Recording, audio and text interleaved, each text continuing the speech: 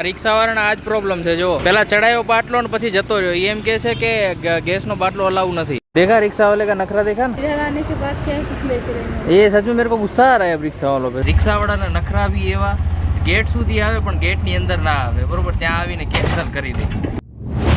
હર હર મહાદેવ જય માતાજી દોસ્તો તમારું સ્વાગત છે મારા એક નવા વ્લોગમાં તો જો સરસ મજાના નાઈ ધોઈને નાસ્તો બી કરી લીધો છે અને જો સરસ મજાના કેવા મસ્ત પડદા બી અમે લગાવી દીધા છે જો તમે લાસ્ટ વ્લોગમાં જોયું હતું કે અમે પડદા મંગાવ્યા હતા તો એક આખો સળંગ એ જ લગાવ્યો છે આમાં 3 પડદા આવી ગયા આ ખોલશું ને મતલબ આખું સેપરેટ થઈ જાય આપણે શું કહેવાય કિચન છે ને આ ખોલીએ ને તો આ સાઈડ થઈ જાય એક પડદો આ સાઈડ થઈ જાય જો આ મેડમ તો હજી નાહી ધોઈએ નથી કારણ કે આજે આપણે ગેસ બી બદલી આવ્યા છીએ જો આપણા કને ઇન્ડિયન ગેસ હતો ને તો ભારત ગેસ લઈ આવ્યા છીએ ને ગેસ ખતમ હો ગયા ને તો આજ ભરવાને જાના નહીં હે कल ही हम भरवाने वाले थे ना કાલે કઈ ભરવાના હતા પણ કાલે અમે કંઈક બીજું કામ આવી ગયું ત્યાં નીકળી ગયા હતા हाँ इसीलिए कल ही खत्म हो गया तो तू बिना नहाए धोए चलेगी मैंने नहा लिया सुबह प्रेम मैंने ये दिख रही है नहाया हुआ इसको बोलते हैं देखो मैंने सुबह ही नहा लिया देखो आधा बाल गीला आधा पीछे सूखा तो जल्दी से जल्दी तैयार हो जा तू यहाँ रहना रहे घर पे और हम गैस का बाटला भरवा के आते हैं ठीक है फटाफट यहाँ पे रहना ठीक है क्या हुआ कितने ये मम्मी डाली ये बोबड़ा क्यों होता है रे तू अपनी अपनी ओरिजिनल आवाज में बात करना मम्मी डाली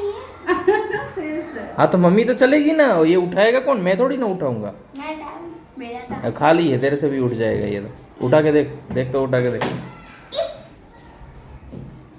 उठा अरे वाह पैर में मत गिराना तो देख के चलिए भरा के लाते हैं जल्दी खाना भी बनाना है ना તો બસ ચા નાસ્તો તો આપણે બાજુવાળા ઘરમાં જ અમે બનાવી લીધો હતો તો હવે જમવાનું બનાવવાનું છે તો મેં કીધું પહેલાં આપણે ગેસ ભરાઈ આવી તો ચલો પહેલાં ગેસ ભરાઈ આવી પછી આગળ કન્ટિન્યુ ગાઈસ અહીંયાથી જે એજન્સી છે ને એ 2 થી 2.5 કિલોમીટર દૂર છે બરોબર પણ અહીંયા છે ને એક સમસ્યા મેં તમને કીધી છે હંમેશા કે અહીંયા ઉબર ઓલાવાળા પિકઅપ નથી લેતા જલ્દી યાર આ વસ્તુ હું બહુ મિસ કરું છું યાર અમારે ત્યાં શું છે ત્યાં હું જ્યાં પુરાણે ડ્રાઈમે રહેતો ને ત્યાં ગમે ત્યારે કોઈ પણ બાજુમાં ને 1 કિલોમીટર બી બાજુમાં તમારે જવું હોય ને એને નાખો ને તો તરત પિકઅપ કરી લઈ લેતા જો ભાઈ ગેસનો બાટલો નીચે રાખ્યો છે એની ઉપર વ્હીલચેર રાખી છે અને હવે રિક્ષા આવી અમારી અહીંયા આ એક એટલી મોટી સમસ્યા છે ને કે ભાઈ આપણે કહી ના શકીએ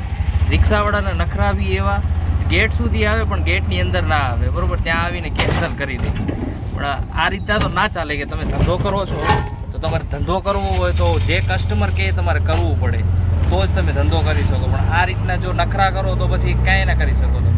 કારણ કે ઘણા બધા વ્યક્તિઓ એવા છે સોસાયટીની અંદર સુધી મેકો આવે છે અને ઉબરનો અને રેપિડોનો એ નિયમ છે કે એમના જે લોકેશન આપેલું છે ને ત્યાં ડ્રોપ કરવું ત્યાંથી પિકઅપ કરવું એ તમારો ફરજ બને છે પણ અત્યારે લોકો નથી કરતા તો આ વસ્તુ એક નોંધ લીધા જેવી છે ચલો ભાઈ અમે આવી ગયા છીએ ગેસ એજન્સીમાં આપણો ખાલી બાટલો મધુ અંદર ગઈ છે વાત કરવા માટે મધુ બારે આવી ગઈ છે ક્યાં બોલાવવાનું किसने ये गैस वाला गैस वाले ने बोला कि ये खाली लेके जाओ घर पे वहाँ पे आएंगे घर पे दे जाएंगे तो हमें तो धक्का हुआ ना यहाँ आके आपकी वजह से ना मैंने तो बोला था कि पहले बात करें ठीक है चलो अब घर चलते हैं रिक्शा वाળાને આ જ પ્રોબ્લેમ છે જો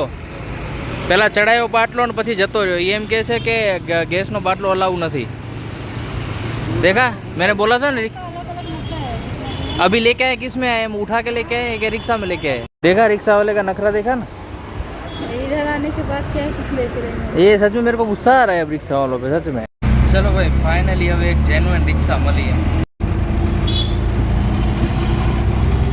तू मेरे को छोड़ के क्यों आ गई लिफ्ट में वो अंकल था ना तो बोला चलो चलो हम भी चलते हैं ऊपर इसलिए बोला गैस लेके चलती हूँ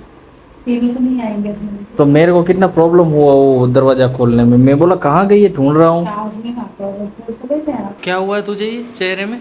दिखा तो इधर तो ઇન્ફેક્શન લગ રહા હે ऐसा कुछ મકાન ચેન્જ કર્યું છે અને શું કહેવાય આ પાણી ચેન્જ થયું છે ને મારું એટલે થોડું ઘણું એવું થાય છે હે ને પાણી ચેન્જ हुआ उसकी वजह से बहुत दर्द हो रहा है डॉक्टर को दिखाना पड़ेगा ना तो गाइस एक पार्सल रिसीव થયું છે આપણને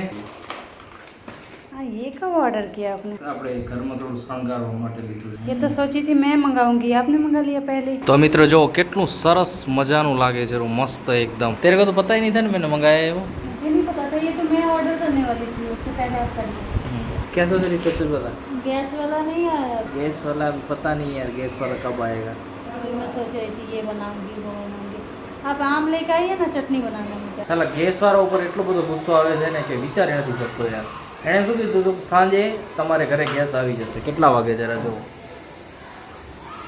રાતના ઓલમોસ્ટ 8 વાગવા આવે છે અને હજી ગેસ આવ્યો નથી, એમને પડ્યો છે ખાલી બાટલો. અમારે બાજુવાળાને ઘરે જઈને જમવાનું બનાવવું પડશે, વિચાર કરો. મેં કીધું ભાઈ મારે 2 બાટલા બનાવી દીધું, મારે આ પ્રોબ્લેમ તો સોલ્વ થઈ જાય. તો કે ના, અત્યારે નવું કનેક્શન જ બનશે. કે શું કરું બોલો. જે એજન્સી હતી ને એ એજન્સીમાં મેં 50 કોલ કર્યા. કેટલા? 50. દીકરા મારા એક કોલ રિસીવ નથી કર્યો એમણે. રિંગ જાય પણ કોલ એક ઉપાડ્યો નથી. કે ભાઈ તમે ઘરે જાઓ આરામથી. અમારે એક તો ધક્કો થયો બરોબર, જવાનો આવવાનો, બાટલો ઉપાડીને લઈ ગયા, હવે પાછા આવ્યા.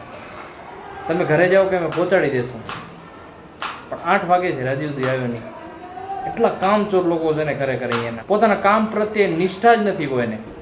આટલા કામચોર લોકો મારી લાઈફમાં મેં નથી જોયા. ચલો ભાઈ, જેઠાલાલ જોતો જોતા આ બાજુવાળા ઘરમાં જઈને આપણે અમે ભાત બનાવી આવ્યા વઘારેલા બરોબર ને, ચટણી બધું અહીંયા મિક્સરમાં બનાવી દીધી છે. તો ચલો આ જમી લઈએ. અને હું જમી લઉં ત્યાં સુધી તમને જો વ્લોગ પસંદ આવ્યો હોય તો લાઈક કરી દો, ચેનલ ઉપર ન હોય તો સબસ્ક્રાઈબ કરી દો. મળશું ફરી આપણે નવા વ્લોગમાં. ત્યાં સુધી શુભરાત્રી, જય માતાજી, આવજો. ગેસવાળો તો હજી નથી આવ્યો યાર.